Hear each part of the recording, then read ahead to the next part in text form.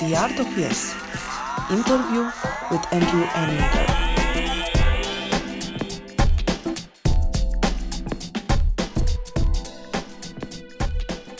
Let's start.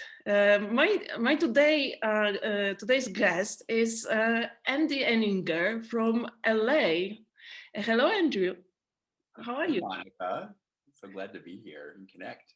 Yeah, and welcome back to Warsaw because we've met like 2 years ago in Warsaw, right? Yeah, face to face. Yeah, it's nice to be back with you in a very different time. And a very different situation. Yes. Yeah, but good to see your face. Yeah, how are you? How is pandemic treating you? Well, there's silver linings to some of those clouds. Still getting used to it, Mm, and still getting used to Zoom. It's weird, isn't it? It's yes, it just is. strange to be connecting in this way, especially as an improviser, trying to figure out like what our place is in this new Zoom world. Yeah. So did you do already some improv, like online improv? I have. I've done a little bit, yeah. Oh yeah. Not not a ton, but I've done a little bit. I've seen some amazing shows. I love that people are experimenting. Mm-hmm. And one of the cool things is now people are connecting with audiences all over the world. So Yeah. it's not just the people who could come. It's not the 12 people who come to their show on a Friday night Mhm. late. Yeah, that's It's cool. people from all over the world not coming to their show on a Friday night. Yeah. So on one hand, it's a challenge, but on the other hand, it's different possibilities, different medium, and you can work with other people which you probably didn't have a chance to work with, right? Like we wouldn't have a chance to work with. Yeah. So that's great. So what do you find? What's challenging for you, and what's fun for you in an online improv, like the Zoom thing? Yeah, I think the challenge for me, it's funny, I was doing a talk recently and I had this whole bit where I would talk about how much I love being in the room with people. And Mm-hmm. I got choked up. I started getting tears in my eyes because I really love being in the room with that audience. Like Mm-hmm. in person, I'm kind of an introvert. Mm-hmm. At a party, I kind of go to the side and stay in the corner and have a few small conversations. But when I perform, I really love seeing the faces and watching that this person is smiling and that person is kind of looking at their watch and just being able to take it all in. Mm-hmm. And it's so different now. It's so Yeah. completely different now. You're just connecting with people in a really different way. And some of it's kind of cool. Like there's the different streams of information, like the chat coming in, and you may be able to see some people's faces. But I find as a performer, if I'm connecting with the camera, Mm-hmm. then I'm not connecting with actual people. I have to almost imagine the Yeah. audience. It's like rehearsing alone in a room. So you're missing some of that feedback. It feels more one way than the other way. That's Uh, that true. that being said, I'm actually coaching someone now, and she's really interested in like how she interacts with the camera. And Mm-hmm. having studied film, I really love that there's new opportunities, Yeah. both for group improv. There's a lot of couples who live together and they can improvise scenes together in a space. So Yeah. there's new opportunities. There's cool ways of bringing it together. I've seen people use their green screens to be able to put two people in the same place with a fake background, and that's Mm-hmm. really amazing as well. Yeah. So I think after another few months of this, the technology is going to get more and more intriguing, Mm-hmm. experimental, and it becomes, I think that any boundary that you have always becomes an opportunity, Mm-hmm. even though it might feel very frustrating in the moment. Yeah. So what was the this show you mentioned that was very good and excellent online show? Oh, which show did I really like? Yeah, Uh, you said like you've seen online some good shows. So One of my favorite shows is a storytelling show that's curated by Deanna Moffat out of Chicago or out of LA. She had formerly been in Chicago, and it's called The Antidote, and it's only positive stories, and it's just oh, storytelling. And great. so most of them are semi improvised, but based on the real life stories. Mm-hmm. And they're just gorgeous.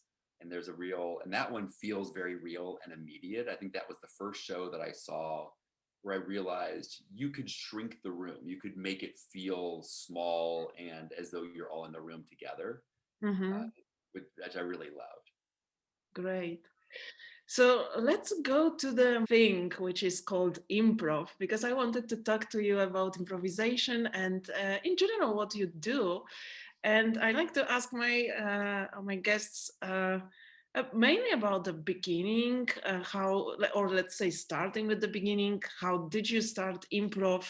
What was the first class meeting? I don't know how improv found you and where. Wow. Yeah, I found improv in 1988. It sounds Okay. like a religious sort of thing. I found improv in 1988. I was at college and I walked past these weirdos that were doing theater things in the middle of a town square in Oxford, Ohio, in the United States. And I thought, what is this weird? It just seemed so weird. Mm-hmm. And they were called the Tower Players. It was a college improv group. It had recently formed, it was only about a year old. And I was hooked. It was all short form improv games. Mm-hmm. We were terrible. And it became the thing I really loved about it so immediately was that it became very community oriented. Like Mm-hmm. if you put together a group and you lived by the rules that you set for the stage, that actually made you closer. It made you a better listener, better communicators, more supportive, and Mm-hmm. even across like wildly different people, the people that you're like, that person's so weird and different from me, but people were still, there was a closeness, and I really loved that piece of it too, kind of that real life aspect of bonding, and then what you did on stage. Like I really found that fascinating. Mm-hmm. We were only 6 hours away from Chicago, so we started going to Chicago to learn from people who knew what they were doing. Mm-hmm. So we would go in a big van and take classes at Second City as a college group, and brought that learning back. And then eventually I moved off to Chicago after several years after Mm-hmm. graduating, because that's where I saw improv really percolating and a lot of it happening. And I Mm-hmm. definitely wanted to go and study with the masters out there. Mm. Do you remember your first class or first, first emotions like going and doing this or being on stage, or I don't know, like, the first moments of being improviser? Yeah, I think I remember like two specific moments. One was when that college improv troupe was learning, and then we started doing public shows, and most of those public shows, we're not great, but the ones that were, like, when the magic was happening, when everything was working, when we were really supportive of each other, and then the audience was really into it. I remember an early show, we had these dorky matching t-shirts that we all wore. I still have mine somewhere in a keepsake chest. And just that show being so joyful and fun, probably more joyful for the performers than for the audience, but in my mind, in my memory, I remember it being also great for the audience, like super fun, bringing up audience volunteers and taking care of them. Mm-hmm. And just that peak moment where the audience kept growing because we would do this under a water tower downtown in this small town in Ohio. That is just like a really precious, fond memory, like the first good big show. And Mm-hmm. then a class that I took going to Second City and studying with a man named Martin DeMott, Mm-hmm. who has since passed away, but he was a beloved teacher at Second City, and one of the first people who I really heard that kind of connected that sense of, like, the improv is love. Improv is an expression of love, and the same rules for being kind and generous and a loving human being are also expressed in improvisation. So he really made that connection. And I just love that philosophy. That's absolutely influenced my philosophy, how I've approached it. And taking that class and like seeing one moment where watching him as a teacher kind of adjust a scene that was just kind of hateful and mean. And all he said was, "Nah, you don't need that." Mm-hmm. And the performers went, they just knew. They took the coaching in, they just adjusted, they made it more positive. They chose to like each other in the scene, and it just progressed from there. So I just loved that moment, to be present to the philosophy, but Mm-hmm. also to watch that as a teacher, because I've always, ever since I learned to improvise, I've learned to teach it too. I loved like seeing how a teacher was able to build that into the scene work. Mm-hmm. So what happened next? You moved to Chicago, and what then? Yeah, well, I actually after college I went for a year to Budapest, Hungary, and studied film, Oh which yes, was yeah, I've read strange. that. I didn't know which moment of your life it was. So it Yeah, was then, right? yes. So after college, actually I loved improv so much that I stayed for an extra year of college. I stayed to get an advanced master's degree in playwriting, and then wrote plays and cast all of my improv friends in those plays. So for me, even my philosophy of theater was so enmeshed with improvisation as a development tool. Mm-hmm. Went off, studied film in Budapest, came back, and then eventually moved to Chicago to really study at Second City. Mm-hmm. Okay, so you were based and actually until now in the second city, right? So it's many years. Many years, yeah, almost 2 decades, almost 20 years for studying at Second City, taking classes at other places too, but really primarily at Second City, and then teaching for the training center at Second City. For about 5 years, I ran the writing program. Mm-hmm. Because I had studied writing, that the writing part has always been of interest, and Second City really focuses on improvisation as a tool for creating sketch comedy, Mm-hmm. or creating sketch that uses improvisation with the audience. And so those two have always been kind of combined for me. And then I yeah, just kept following that track at Second City. While I was running the writing program, I was also working for Second City Works, which is the applied improvisation part of their business. So we go out and do workshops with corporations, and Mm-hmm. I often think of that as like you're just disguising lessons around being kind and empathetic and loving, and then putting it in corporate speak, and then giving it to corporations Mm-hmm. so they can be less horrible. Yeah, I will hopefully go to applied improv in a second or later. But still coming back to the beginning, what did you find in those days difficult in improv? What was and when you started, what was challenging, and what made you to be, yeah, challenged, scared? I don't know. What was your challenge in that days? I think all of it was challenging. Like I never felt like I was good at it, but I would always get this good feedback from other people. People Mhm, be like, "You're funny." I'm like, "I'm just doing what I think is should be said." Uh, what I thought was hard was like you would do something really beautiful or just really great or funny or that advanced the scene, and then you knew that it worked, but then trying to recreate that, mhm, trying to recapture the magic really consistently, I've always found challenging. When I moved to Chicago, like you go from being hot hot shit in your college improv group, and then now you're at the bottom again as you start to learn. I, that was really challenging and humbling. mhm, Uh, and I think that as many people come to improv, everyone kind of feels a little bit like an outsider. mhm, I think everyone feels a little bit like I see the world differently than anyone else. Where is this scene going? I don't know. I don't understand where it's going, but I think everyone feels that. And yeah, I think the ones that succeed are the ones that just realize that's just part of it. mhm, And you have to really embrace that viewpoint, being an outsider, and trusting that instinct. mhm, So for me, that's always been one of the biggest challenges is like trusting my own voice and also being in training. And I think you go too far one direction. Like you're I remember in Chicago, there was a time in the 90s when all these new theaters started to form, the Playground Theater, um, theaters that were really rejections of the institutions, people mhm, not getting onto stages there and going off and doing their own things. And those were really important. Those were people saying, here's how I want to do it. And mhm, I think that you could go so far in that direction, you aren't rigorous and you aren't doing the training that's necessary. And I think that it's a matter of trying your own thing, failing, succeeding, learning your voice, going back and training, going back to the structures and the rigor, studying the Herald for long form or other formats, and then going off and trying your own thing.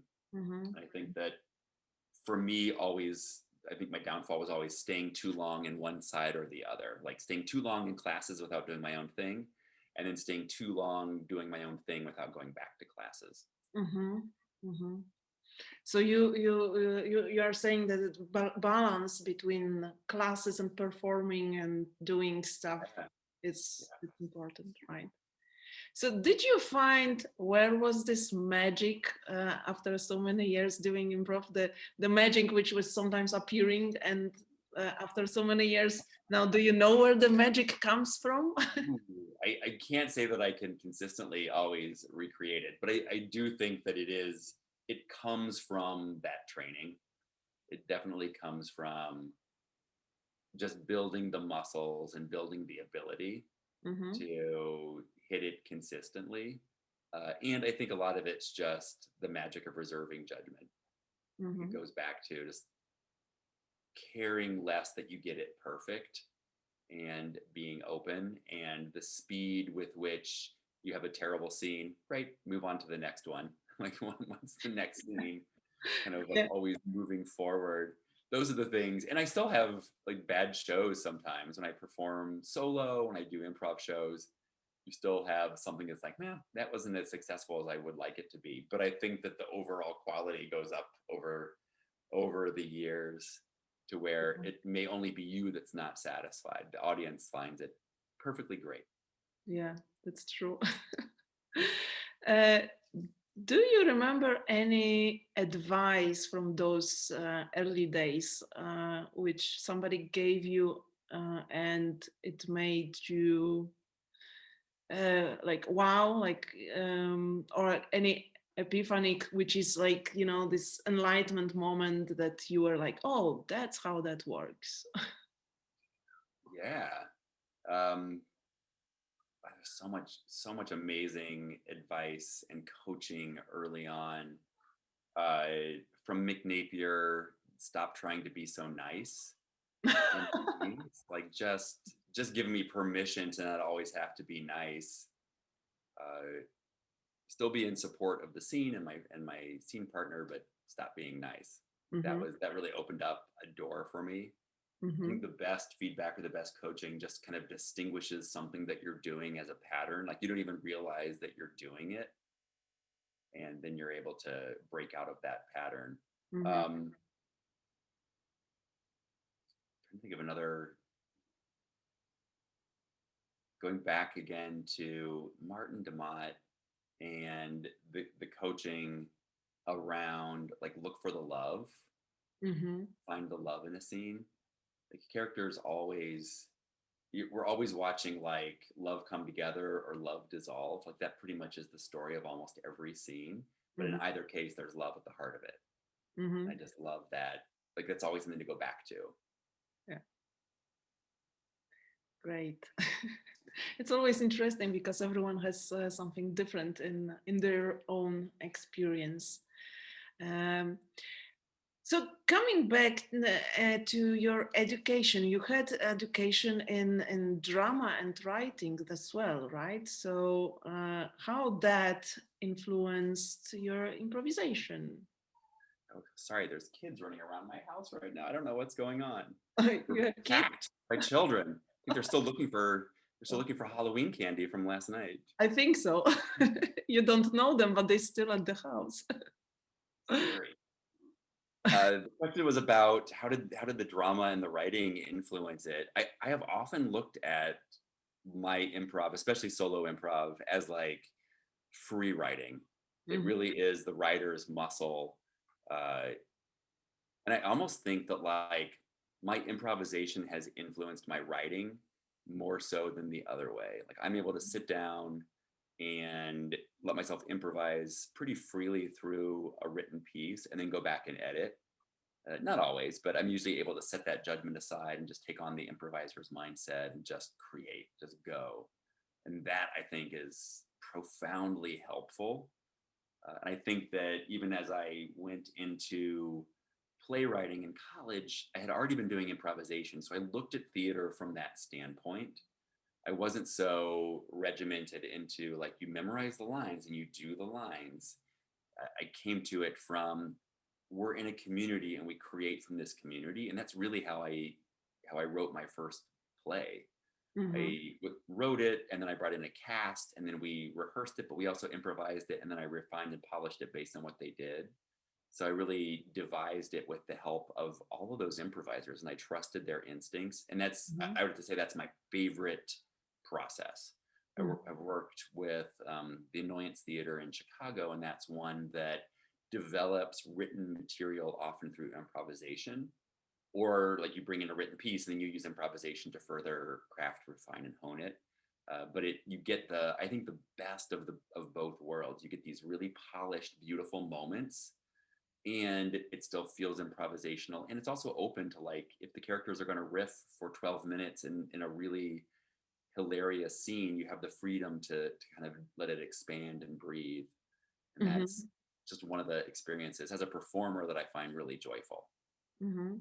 I've seen your performance live. I was lucky enough to see it, and also I've seen this few clips which are online. And to me, the storytelling part is really huge. What I've seen in that. So I would like to talk about it, but let's talk about your solo. Why did you start solo show? Because you worked with the teams when you started, Yeah. like everyone, and then there is this moment when somebody decides, like, I want to do a solo show. So what happened to you and why? What idiot would do this to themselves? No, that's a great challenging thing. But what's the idea behind? Because the can be purpose can be different. Mhm. I think, well, I was really lucky to be in Chicago at the end of the 90s, beginning of the 2000s, when all these new theaters were starting. And there were a lot of spaces looking for shows, just kind of stuff to put up on stage. And I was involved at the Playground Theater, and that was also an incubator for new ideas, new kinds of shows. I had been doing a two-person show with a friend of mine, my friend Kathy Bianchi, and she was going to move off to London. And we really liked our show format. So I took kind of that show format. And I think we even had an extra show left on the schedule at the Playground Theater. Like we had one more and she was going to move. And I'm like, what do we do? Do I get someone else to play it with me? And she's like, well, just do it alone. And so I did. I got a coach. I figured out what it would look like to do it on my own. And then I turned what had been our format into a one person format and tried that out. And it went well. And then I just kept going back and doing it again and again. Mm-hmm. So how the rehearsal looked like the very beginning, because it's like most of the improvisers, they play with the team, and I've heard a few times from people who just heard about doing something alone without seeing it or even thinking like, how can I train alone? So how was that? How did you start it? I worked with a guy named Tim Schooneman, who is just he's passed away. He was an incredible comedian and performer, and he what his one of his superpowers was just figuring out how to make something work. So Mhm. we went through like, what does it look like to move between characters? What are the rules for me for moving between characters? What are the rules for building a scene? What do monologues look like? Like what has to happen in a monologue? And he was also a trained actor, so he was a very good actor. So he brought me back to like what happens in a really good dramatic or theatrical monologue too. So we just kind of started to create what the rules were, and I learned a really valuable lesson. Like I built it around my strengths. I wanted to challenge myself, but I didn't want to make myself do things I wasn't good at. And Mhm. I loved being physical. I loved running around the stage. I loved talking directly to the audience. I found that I really enjoyed like eye contact right with the audience.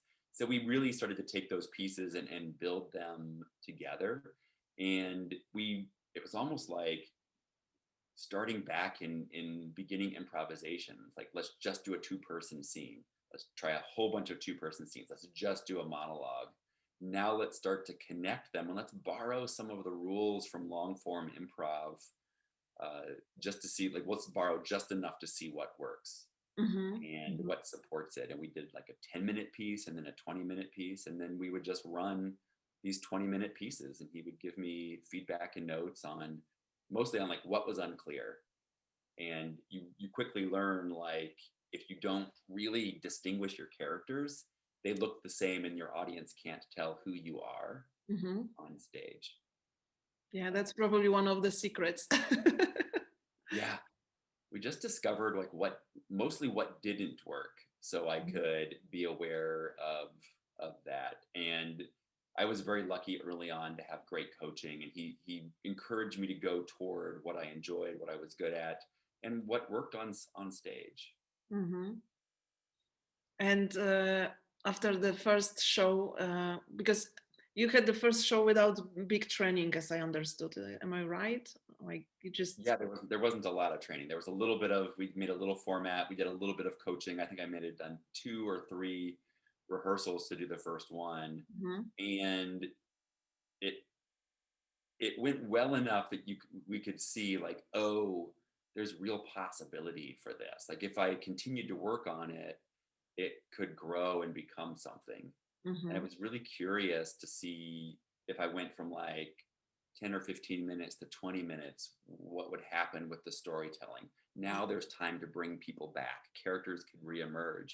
If I went from 30 minutes to 45 minutes and did it for festivals, now there's really time to let things happen. If I added music, if I brought in a musical director, and then as we played with it, we brought in someone to do sound effects, and they could improvise on the sound effects and drop sound effects in, either to follow me or to kind of initiate. They could initiate the scene as well. So, which really starts to take it away from solo improv. Yeah. You're working as a team, but you have to justify it on stage. So now you play always with a musician or somebody who makes the sound effects, or are you play sometimes alone still? Both. If I have music, I love to do that, but it's not required as well. My most recent long run where I ran it for multiple weeks, I did not have music. It was just monologues, characters, scenes, and games. So no music for that. So again, what do you love in this solo format? Because we have to say it's called Sybil, and the idea came, as far as I know, from the movie or the name, let's say. Yeah. When it was still a 2-person show, we called it Sybil, which now is perhaps not a very respectful reference to a movie about a woman who had schizophrenia, who had multiple personalities in this case. And because we were playing multiple characters, we kind of liked that as a starting place. We wanted to play distinct characters, that we as the performer were invited into different parts of our own psyche. And then that name kind of stuck. And I never meant for that name to define the format, but people refer to it as the Sybil. Yeah, that's true. So what do you like about playing solo shows comparing to playing with the team?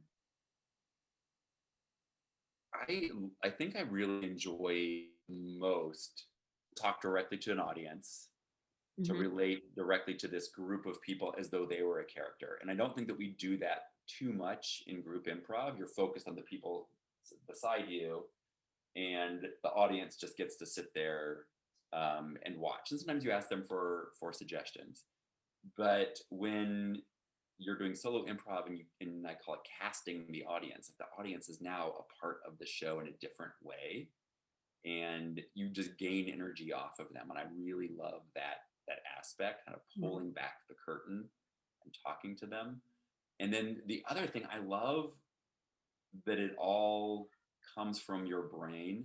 So the themes bubble up in different ways, and you listen to yourself, and then those themes reemerge again and again and again. And that can be very poetic. It can be very sort of beautiful. It can draw from your subconscious in really unique and intriguing ways. And I love what that can sometimes create. Sometimes it can also bury you. I mean, it can be the biggest pitfall. but at best, it can really unleash something pretty amazing. Mhm. So I guess it happens sometimes that you feel a bit lost, like I to find like what was happening, or to find a way to push the story. So what do you do in these moments when you just for a second are getting lost, if it happens? It does happen. It still happens for sure. Lately, I have been thinking of that as like a hall of doors. Like any and every moment is always a hallway with an infinite number of doors in it. And when you remember that, like anything that you're doing in that moment has an infinite number of places you can go and things you can do. Because I have a pretty open palette of moves I can take. So if I have a character that is looking at a plate of food, I could zoom in and become the plate of food. All of a sudden, I could become that person's brain, like Mhm. processing information or wondering whether they should eat the food or not, or if I eat the food, is that really going to be I'm overeating out of my emotions? I could suddenly go into a song. Like it could go any direction, and anything is really possible. Mhm.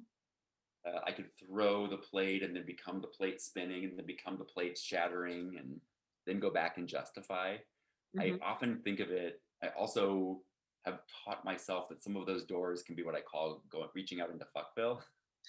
Uh, that solo improv tends to get like the energy starts high and then it gets lower and lower and lower. Like you have to force yourself to make the energy higher, especially if you become self-conscious, the Mhm. energy starts to go down.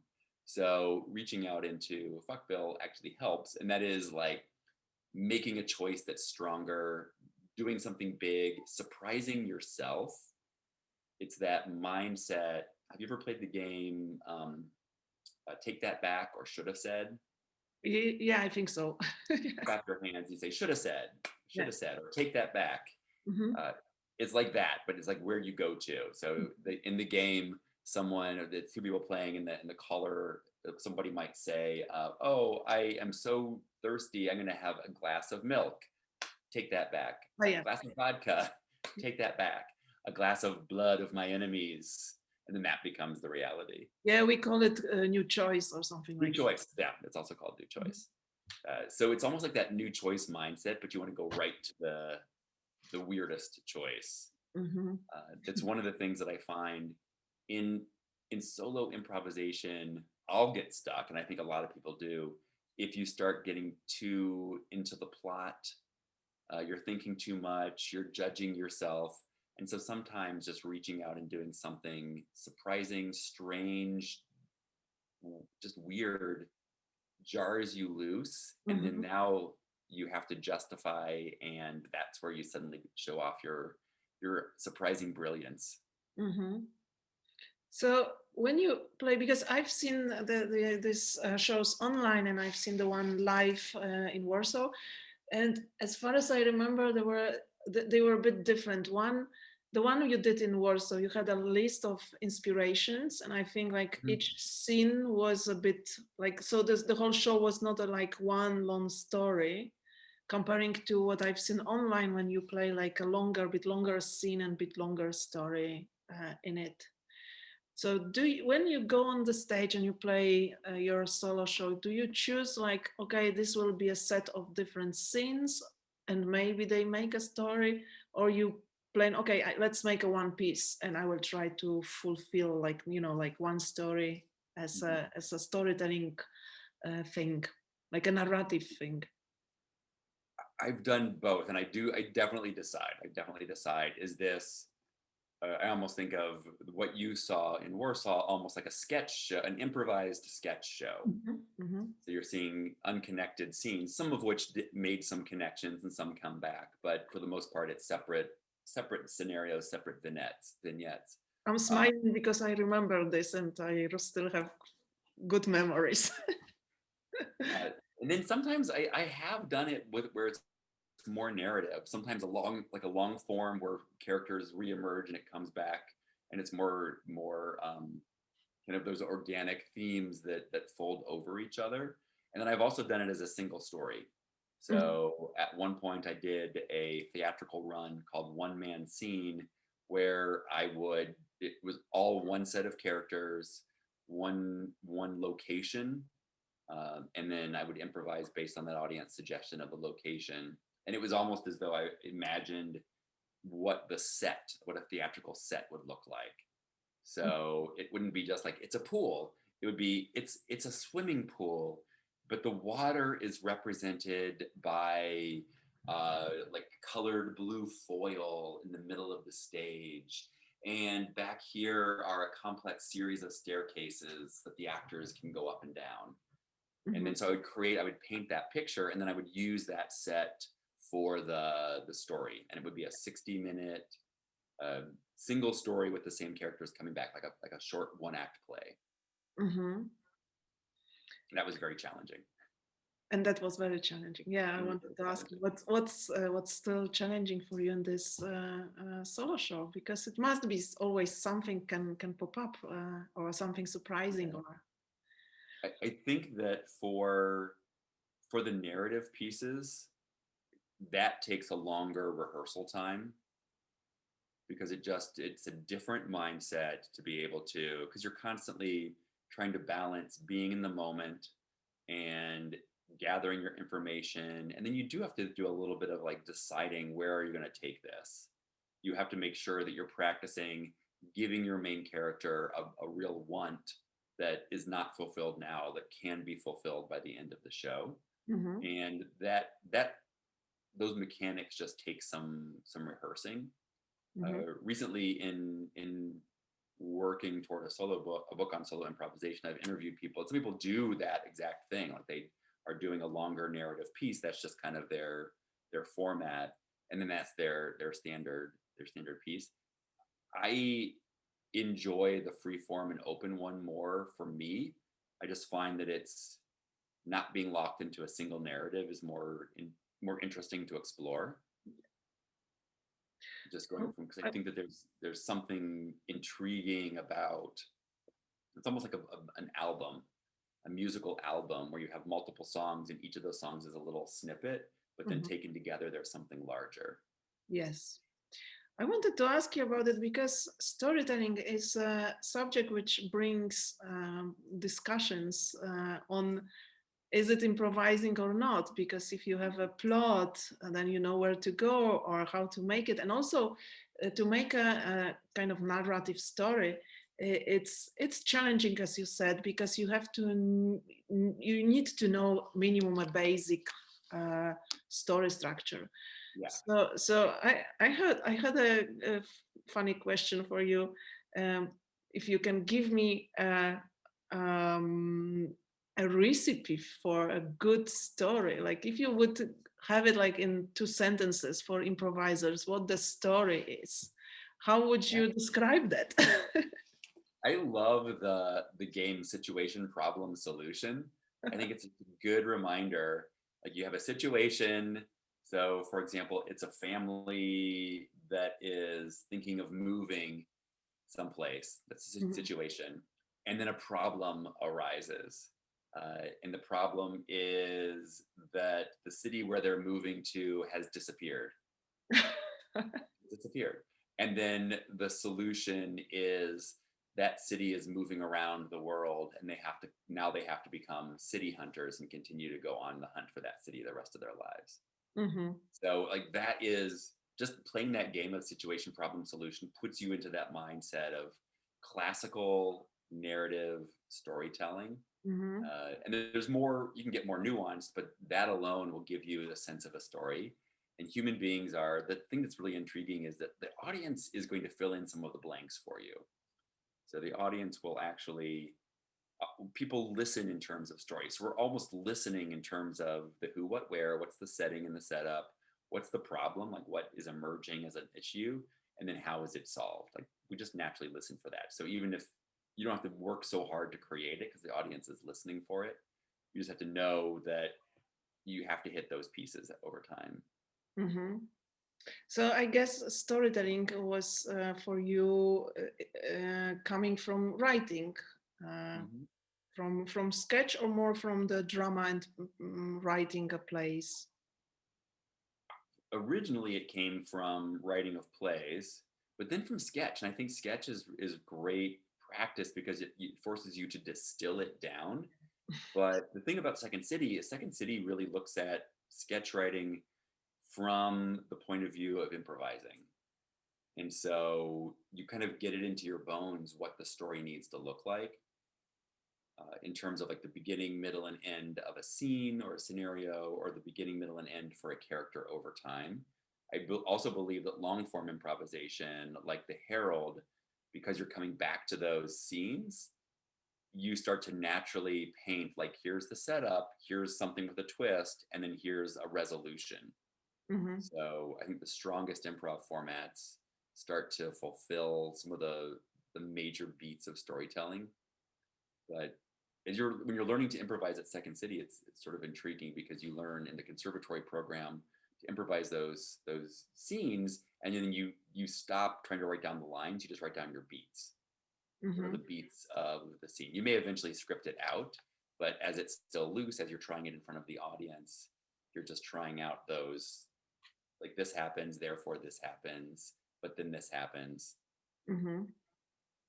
So how do you avoid screenwriting on the stage to make it more present and to make it more improvisational, that you don't are too much in head? Because as we said, screen is writing the story on the stage and remembering what's next or planning, it's taking us into the head.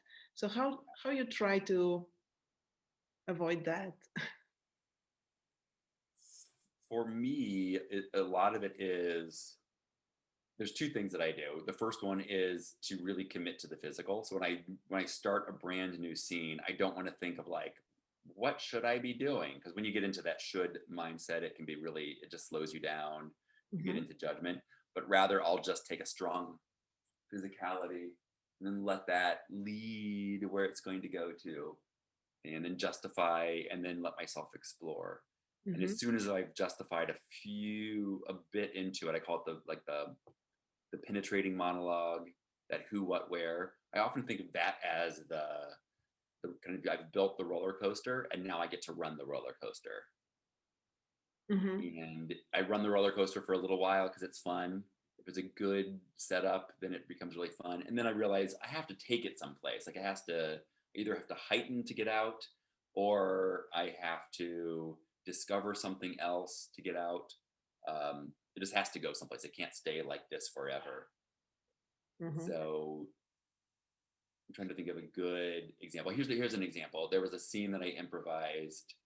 I'm even hesitant to I think describing improv is always bad, but this gives a good structural example. It was a scene I improvised, and all I was doing was nervously getting ready for a date. So putting on, like, combing my hair, putting on the right coat, getting everything ready, setting out a table. And I stayed in that for a while of just the preparation for the date, checking my watch, looking out the window, letting the audience know I'm expecting someone. It looks like it's a romantic kind of date. And then I got to the middle of that scene. I'm like, I can't go any further. I've done everything I can possibly do. I sat there for a while, looked at my watch, and then I just started undoing everything I had done. So then taking all the plates, putting them back, taking the candles out. I rewound the whole thing, every activity, all the way back to the beginning of just like combing my hair. And I like messed up my hair, took off the jacket, and I took out my teeth, unscrewed my arm, took out an eye, and then went a few beats back. So I just continued to heighten that. And then I'm like, well, I've taken it as far as I can. And then I was fortunate to have a sound tech, and that sound tech hit the doorbell sound. Bing bong. So then I had to rewind everything all the way back through and then answer the door, and then it was blackout. But that for me is a good example of kind of that patience. It was a matter of just like taking a physical initiation, trusting it, patience, and then when it must change to something else, you kind of like sense that it needs to change to something else. When I talked to Jill Bernard about her solo show, I also asked her What solo performing gave you in case of playing now back with the team? Because you can use the same skills, but the set is different. So what do you bring to this? What did you learn with solo work, and what do you bring now to teamwork from that? It's funny because I think that if I'm doing too much solo work, when I go back to teamwork, I have to reset because you just become accustomed to doing everything. Yeah. So you have to kind of relinquish, allow yourself to be a supportive player again. You can set aside the fact that you have to come up with all the pieces, and then Mm-hmm. you have to become even a better listener. I do find myself a lot more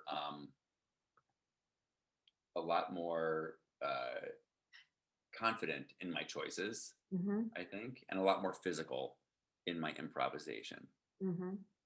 And I've also learned that for me, when I improvise solo, I just have a wider gamut. Like one thing that I have to constantly recalibrate is because when I'm improvising solo, I would play male characters, female characters, but in Chicago improv at least, there you're a little less apt to play across gender lines in a lot of cases. Mm-hmm. So kind of like curtailing that, um, just resetting how you set up who you might actually play in a scene Mm-hmm. is a bit of a mindset reshift for me.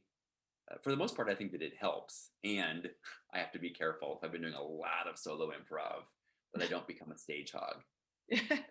But it's funny because Jill said the same, that for her, especially on the festival, when she plays first like solo and then she is playing with the team like a mixer or with teachers, Mhm. and then she's playing with the team on the stage, that she really has to focus to be good listener, as you said, because Yeah. she's used to do everything on the stage alone. So yeah, it looks like there is a kind of pattern. Yeah.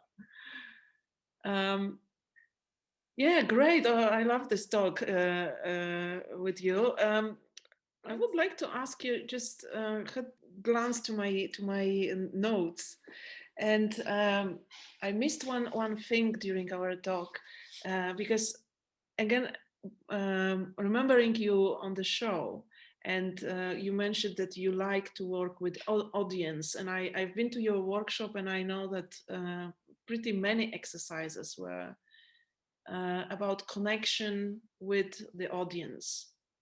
Uh, so how did you find, because to know that you like to do it is one thing, but to find the techniques to do it and to engage audience and treat them as another character, that's Hmm. something else.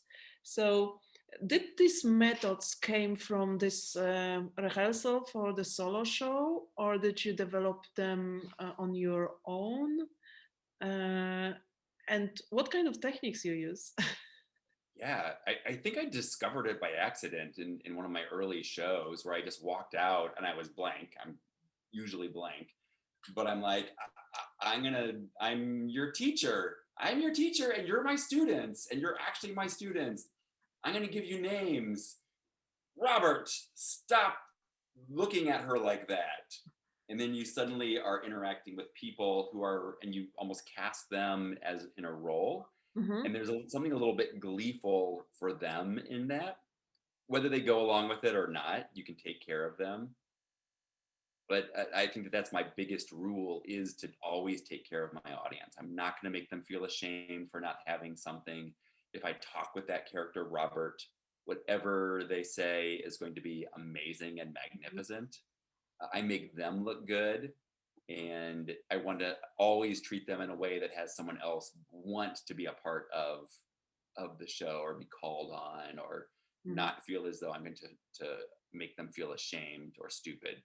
Hmm. Uh, and then the other, in breaking down like what I love or how I do that, how I succeed at that, it's comfort level of the audience. Like you want to push them so they're a little bit uncomfortable, but not too uncomfortable. Uh, and one example, I had a show that um, was I timed it. I rented a theater at Second City, and I timed it so it was 30 minutes following their show starting, the big Second City show starting, so that people who couldn't get tickets, it would be like, well, what else can we do? Well, there's this solo improv show. Let's go see that. So I had a lot of audience. I had a good audience, and they didn't know what they were getting in. They were in for. So I really took care of them early on in the show. These are people who were turned away from the show they wanted to see. They're seeing a different show. I'm actually asking them to interact with me. I really have to be kind to them and make them look brilliant. So I think meeting the audience where they are. Not everyone. Some people are like really know what improv is. Some people have no idea what improv is. Some people are like, this is a written show, right? They don't even realize that you're improvising everything. Even if you say it 5 times, they still don't get it. Yeah. Or don't believe. or they don't believe that it is. But I always try to treat my audience with respect, make them look good. And for me, it's like that real, like I love the weirdness of interacting with a real audience member. Like that is just a point of joy. I did, before I left Chicago for LA about 3 years ago, I did a solo show that I wrote. This was a written solo show, but it had a ton of scenes that were like a scenic structure. Audience volunteer comes up. I do something with that audience volunteer. I love it. I find it so much fun. That reality piece, like having an animal on stage, like you have to deal with the reality of it. Great. No, that's not very helpful or illustrative. I find glee and joy in working with an audience, as long as they're willing. When they're not willing, then it's tough. Do you have any trick, like you something you always do which breaks the awkward situation, that you talk to them and you want something from them? I think that my trick is always to be what's called self-deprecating. I make fun of myself. I don't make fun of them. Like I treat everything that they say as real. So say that I go and I ask someone, I'm like, oh, I need say that I'm that teacher, and I say, oh, Robert, you have to go and stand in the corner. Go and stand in the corner. And then Robert's like, no, I'm not going to do that. Like they're just clearly scared. And then rather than make fun of him, I'll be like, you're all rebelling from me. And then I like have an emotional breakdown. I let him be true and right, and then make myself wrong. The easiest path forward that honors that person. So it's based on the lowering status. Yeah, I lower my status underneath that person. Okay, I learned something. Yeah. I wanted to talk to you about still about musicals, because you directed a musical or improv musical. Am I right? Yeah, I've also directed a few musicals. So I worked in Chicago in the 2000s. There were a lot of productions that were coming up through improvisers. So improvisers are getting together and doing a lot of improv shows for sure, but also some written shows. And so I worked with a number of musicals that I wrote music for, and then I directed, that were parody shows, or one was about marching bands in the 1980s. Do you have marching bands in Poland? No, except army maybe. Oh yeah, okay. These would be high school marching bands, which is something that kids would do. It would be a class you would take, and then you do it during the football games, the American football games. And so I did a musical based on that, but set in the 1980s. And these were all working with improviser friends. So these would be scripted, but then wildly inventive in terms of the blocking, and then the music would be scripted music. That would be pre-written on that front. I don't know that about you, but do you play any instrument? I do. I have instruments. Well, I mean, play. I have this. This is what's called a stick dulcimer. I have a guitar and a ukulele. I have a piano in the house, and I play them all like this much, just a little bit. That's enough, as I see. Enough. Yes, it's enough. Enough that I can write some music. I can record a little bit of music, and then I can work with much more talented musicians to make it sound better. Do you also sing? You're afraid of singing, or No, it's? I'm not afraid of singing. I can't say that I'm great at it, but I'm not. I've had enough training to support it a little bit, and then I'm not at all afraid of improv singing. Like I really enjoy it. Yeah. No one asked me to be in their improv musical shows. I don't know why. Oh. Maybe that's a sign. Maybe after this Perhaps. interview, Yeah.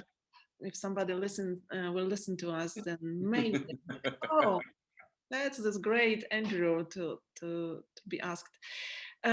So, what do you like about musicals and music in improv? What's great about that? I I think for me, like there's constantly soundtracks going through my head. Hmm. And my soundtracks are always like a 1940s Hollywood musical movie, escapist sort of. I mean, it's just everything's always a musical. Mhm. Everything is in the back of my head is a musical. So when improv is musical, it's almost like, well, that's what's already going on in my head. So I might as well just put it out there. Mhm. That's what I love about musicals in general, and that's what I love about doing improv music, that it just feels so natural. It Yeah. just feels like it is where people need to go as the emotions get larger. Yeah, one of few things people mention always as a big challenge now, and maybe I ask you now what will be your challenge, is usually singing or playing in other languages. So for you, after so many years of improvisation, what is challenging now? Is there something like that? Yeah. Um, I think that a few things that I think are challenging in a really great way are, as we become more culturally aware, I Hmm. think starting to take that into the work that we're doing, because in some ways we've always said, like, say the first thing that comes to mind and be bold, be brave. And we're also realizing that as you look at global culture, that some of those things that we say are not respectful and inclusive of the global culture of improvisers. I think Hmm. especially along gender lines, even now saying things like ladies and gentlemen starts to leave out people with non-binary gender expressions. So I think as language changes, some of those automatic practices, and then you like even the characters that I'll take on stage, and there's a debate in the US right now about whether performers should take on characters of a different gender. Hmm. Wow. And so that is going to become bigger and bigger. And I play a lot of ladies. I play a lot of indeterminate gender expressions. So my husband and I, when we improvise together, we mostly play ladies. So I think that that's going to be I want to be open for that debate. Hmm. And I think that that's one of the things, if I'm on stage and I say something that just feels like I've said this a million times before, or this is the kind of character, and then I realize, wow, based on what I know now, this is not necessarily a great choice, Hmm. that can put me into my head. Hmm. Interesting. So how? Because as far as I know, you were co-founder or founder of a gay co-productions. Am I right? Yeah. I'm always checking with you because I don't know so much about you, and I tried to prepare. uh, so I guess this is also a part of your work with inclusion and diversity. So tell me where it comes from. Why did you start to work on this project, and what's important in that? Yeah. While I was studying at Second City, I got asked to be while I was still in the training center, I was asked if I wanted to join a gay lesbian outreach Mm-hmm. uh, group. So it was going to be a show. It was going to look at what LGBTQ issues, and it was going to be all improv. And then we did that for a while. The group had a lot of fun. We decided to do a sketch show, Mm-hmm. and the sketch show ended up being very successful. There had been nothing like it in Chicago, and it went really, really well. And that group kind of coalesced and continued and continues to this day. And for me, it showed me that improvisation can also be activism. Mm-hmm. Because like we would take the show and we'd go to these small towns in America or to festivals or conferences, and people just hadn't seen it. People who were gay, it's different now. This was in the late 90s though, where gay was always the punchline. Mm-hmm. And on stage, like someone coming out as being gay was always like a funny line, or it would be a big deal if two men kissed. Like that was like played for laughs in an improv scene. Mm-hmm. And this was like kind of reset those rules. It allowed people to work together. And this was about the same time that a lot of different groups in Chicago were working as affinity groups. So Stir Friday Night, which was an Asian American oriented sketch comedy group. Sean Landry's We Be Negroes had been doing a lot of amazing work as well. So groups that specifically had an identity focus in the conversation, and it just opened up something really incredible about centering that identity rather than have that identity have to play second fiddle for everyone else. And it's amazing what you're able to create. I think that it's also changing over time, because Gayco now, where when we first started it was really gay, lesbian, bisexual, now it's LGBTQIA, so intersex, and also other identities as well. So it continues to grow, and that kind of conversation continues to transform as they do their work and discover what's next too. So that work for me was really profoundly inspiring into what improvisation could create and allow. I really poured myself and my passion into that group for a long time, until I just had to move on to the next thing, just for my own creative and artistic growth. But I really enjoyed what you could do kind of with a political or a perspective viewpoint in terms of that work. Mm-hmm. So as I understand, it's changed a lot the last 20 years when you started. When did you start this project? Which year was it? They just celebrated their 20th anniversary, so it was 96 or 97. Yeah, Gayco, maybe 97 that Gayco started. So they're over 20 years. Yeah. So how did it change from like the moment you started it and now? What the difference you feel as a performer and also as a part of this big project? I think that now it's much more incorporated into the larger conversation. Mm-hmm. So as you've had, at least at Second City, using that as kind of the microcosm, but you've had transgender performers on the stages.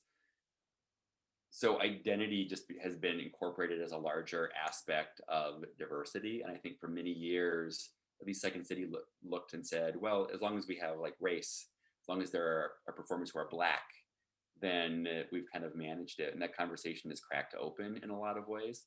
And I think that while the work is not done, the place for some of those affinity groups has shifted in terms of what they provide and the need that they have, at least for Gayco, I'll say that. And the conversation has also changed as well. I think there's less discrimination in professional theater. Theaters are more open to performers who don't necessarily fit into a masculine or feminine gender stereotype as being professional. And for a long time, and I think still to some extent, like for professional touring comedy companies, if you can't be viable as the straight male dad, that they look at that spot as being necessary. Like you have to be able to do that. I think it opens up into the need to crack open that conversation for what's professional for who needs to be represented on stage, as though I think there's been this mindset of there's only so many slots. I think that improv in some ways has led the conversation, because when you're improvising, you could be anything. And a really well-knit team will support each other, will allow for different perspectives and viewpoints. But I think that it can also allow for voices that are less represented to be covered up. That's one of the things I think is the downside of yes and. So if, say that as the only woman on a team, you may feel as though you're required to say yes and to some of the things that the men are asking you to do. I don't know if that's ever been your experience. No, but I'm the only woman in one of the teams, and I don't feel bad about it. But of course, it can lead to this kind of situations. But it never happened to me. But yeah, that's great. I think it's changing over time, but I just love that the conversations are coming up. Yeah, and we're starting to re-examine how we put our groups together, how we allow people to express themselves on stage, what's expected, and especially in applied improvisation, that's also becoming a real intriguing conversation. Yeah, I just wanted to ask you if you go with this project, Geico, for out of improvisation to other people, which are not improvisers, with any activity. Yeah, they I don't know. I haven't been involved in Geico for a few years. So since I moved to LA, and a little bit before that, I had to move on to other things. But they definitely have done outreach on their own. So then, not only in terms of like teaching writing work, but over the years they used to do workshops they would go and they would do a show, and they would do workshops during the day for people who are not improvisers to try on improvisation. And that would be really amazing to just work with people who are local in a community, who were looking to just learn what they could from improvisation. I mean, you and I know that improv changes lives, right? Yes, it is. Totally changes lives. So to share that with people was always really, really fun. Let's go to applied improv, because this is what you do. You live fully on improvisation, right? In many kinds. So when did you? I think you started in Second City, as you said, applied improv, but now you're going to your own business. So what do you teach? Because when I went through your page, you teach a lot of things, except that you teach solo shows or solo improv. You teach speaking and integration and cooperation and a lot of different things. So tell me briefly, what's your applied improv approach? Anything that'll pay me money. I mean, not exactly true. Now I've been fortunate enough to get to do a lot of work in applied improv. Like, I worked for Second City for many years doing it. I had my own business in the late 90s, early 2000s. At the beginning of the internet, we owned the name Chicago Comedy Company. We just happened to buy that .com. And so we got a lot of work just because of that. So I got to make all the mistakes, but discover early on how much I enjoyed working with organizations. And the thing I'm really obsessed lately with teaching is helping people to understand how to be a better community as a corporation. And I disguise it as whatever they want me to. Like, we're talking about sales training, great. I'm going to do sales training for you. We're talking about collaboration, awesome. For me, it all goes back to that sense of what creates a really strong community where people can have a sense of belonging, but also being their authentic best self. So these are things that are philosophically really important for me, that I'm able to create in the spaces that I manage and that I lead.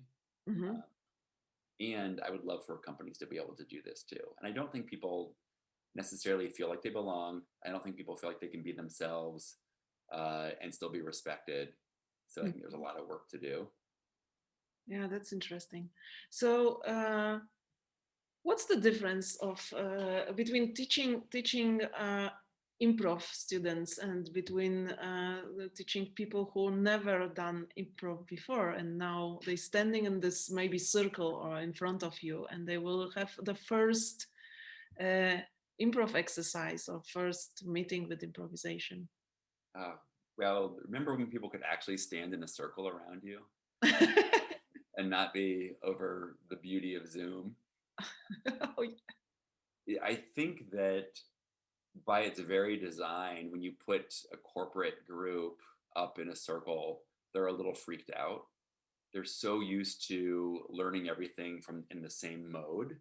Mhm, There's not a lot of variety in how they're gaining this information and practicing things. So there's sometimes a lot more resistance, sometimes a lot more openness. They're just like, I'm so hungry for this. But it, I think that what you're doing is you have to constantly show their boss that you're valuable, because their boss is over there watching you or taking part and being like, ooh, we spent a lot of money on this. Is this worth it? So you kind of cloak like, we're using yes and we're agreeing. And isn't it amazing to have people actually listen to your ideas and build upon them with no resistance? And isn't it true that all of us learn to tear ideas down because that's what we think looks good? Like, you're giving people these amazing messages, but then you have to translate it into this corporate language. mhm, So you can't say, oh, let's explore that idea and see where it goes. You have to say, I'd love for you to listen, affirm, and build upon that idea. mhm, So you have to kind of like be in corporate drag as you say it, but it goes back to the same thing. And I mhm, think as I get more confident and better at it, I'm able to dial down the corporate speak and still use all the stuff that I know is true around improvisation. mhm, Able to almost treat people like I would my improv students. mhm, And then there's a light touch into how you do it. mhm, And I think there's some things I've learned from corporate improv or doing applied improv that I've brought back to my improv students. mhm, So I do a lot more debriefing, like after we've done a series of scenes where there was a real specific point of concentration, I might ask them like, what did you learn out of that? Like, what did you get? I think that there's some aspects of the way you have to work with these corporate audiences that are good, just good teaching. They're mhm, good teaching practices that have been built up over time. So why not steal them, especially over Zoom? mhm. Yeah. So, what Because are the best moments in this kind of work with non-improv students or non-improv participants? I think that it's almost the same moments that are so inspiring in improv. I was doing a corporate gig maybe about a year ago now. Maybe it was the very beginning of the year, or a friend of mine who has started his own company, and he hired a handful of us, and we were working with groups. They had to do this big scavenger hunt, and then they came in and they had to present their results of the scavenger hunt and talk about what they learned. And one of the groups, they were spread throughout like 400 people in a ballroom, decided that instead of just sending one person up to the stage, they were all going to all stand and move to the stage and make this sound in this really weird and theatrical moment. And it was not necessary. We hadn't asked them to do that. They had just decided to do it because of the spirit of what they were learning. But it was one of those things, like, in theater when you go see like maybe a Cirque du Soleil show or something really beautiful. It was one of those just beautiful moments, and they all got on board and they all did it. And they were a little embarrassed, but the effect was so profound. And Mhm, everyone else was like, what is happening? It was just such a profoundly moving moment when they just did it. They were brave, they were bold, they were creative. They all said yes and to each other.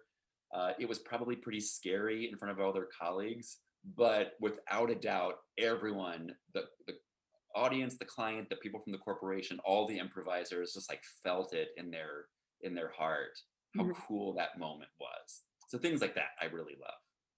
Great. Um, my dear friend, we go slowly to the end, but I have still two or three questions. So in your busy life, when you travel so much, because you said like you've been you usually travel like 4 or 5 days a week or something like that. So it's pretty a lot. Do you still find time for performing and just doing like teamwork and doing festivals or some other uh, artistic life Yes. between corporation? Oh my God. And If I don't, I die. So in a typical year, I try to definitely do a show or two a year where I produce a show of my own or two. I just try to hit one or scripted or improvised? uh, either or. Sometimes scripted, sometimes improvised. Although because of my move to LA, it's been less in the last couple years Why did because you move to LA?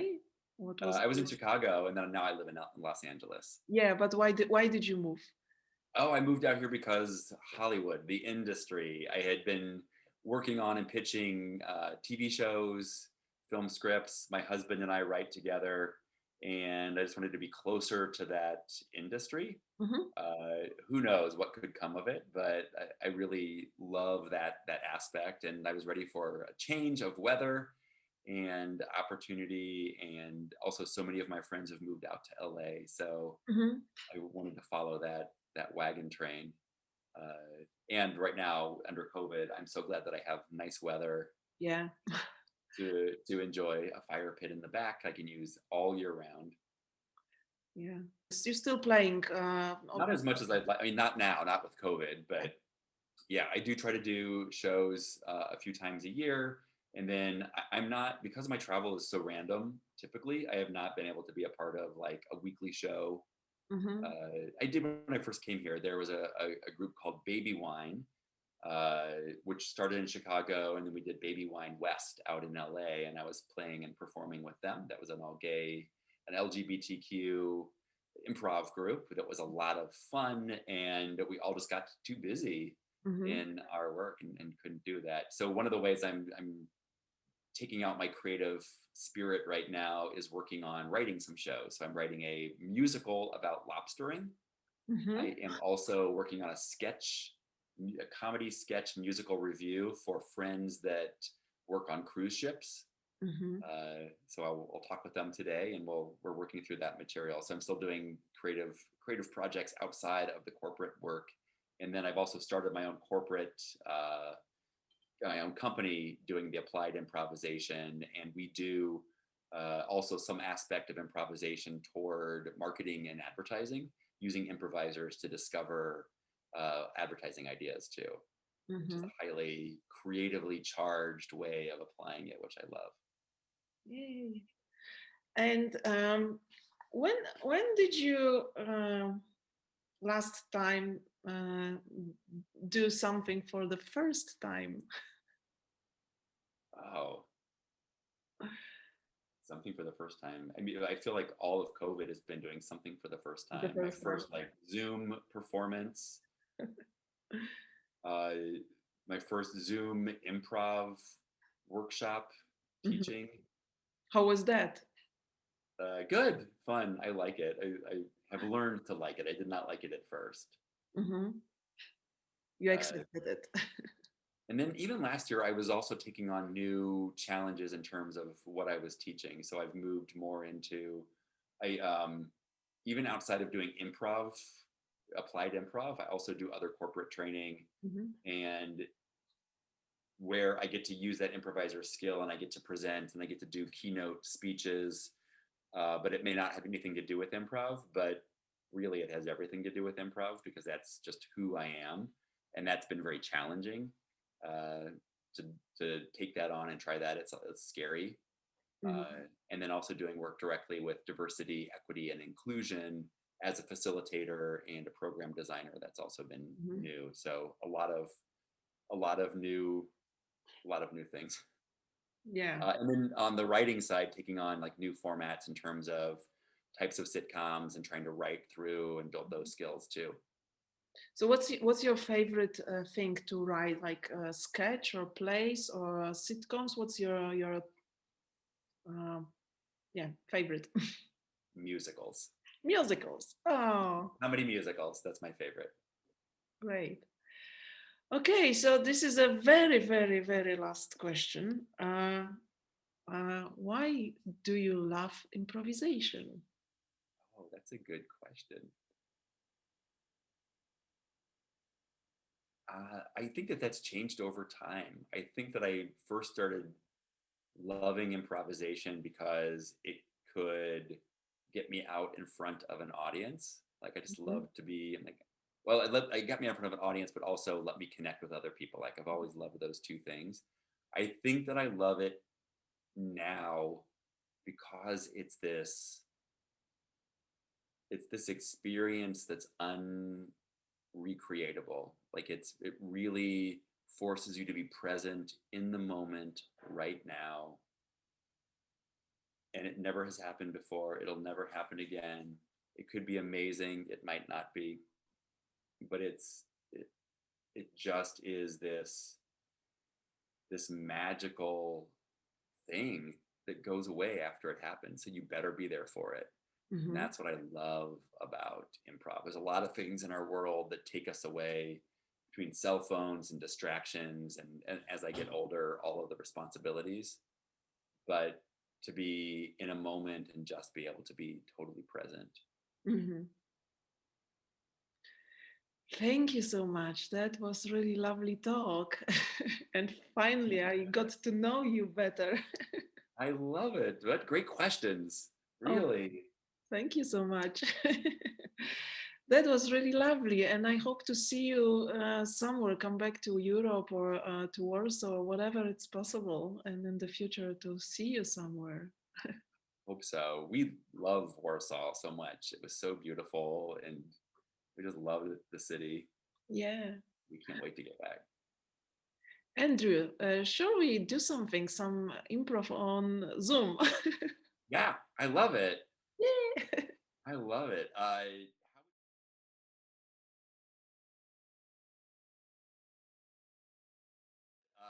How would you feel about me coaching you to do a solo improvisation?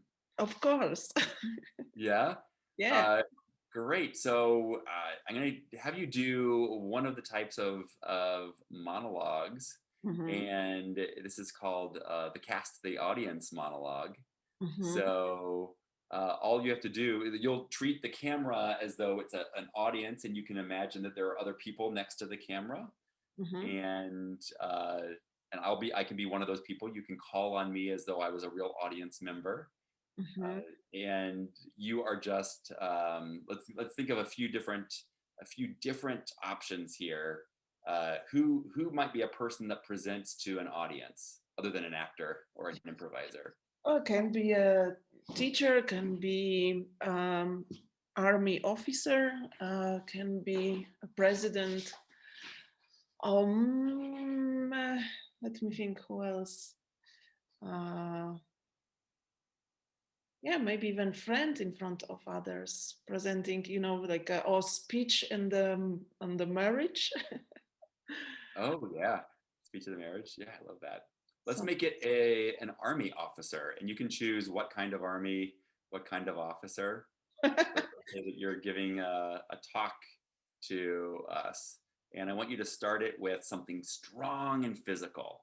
All okay. right, so just like immediately have an attitude, whatever that attitude is, and you can use me as one of your audience volunteers, and I'll just be a real audience volunteer, not an improviser. Lights up. Lights up.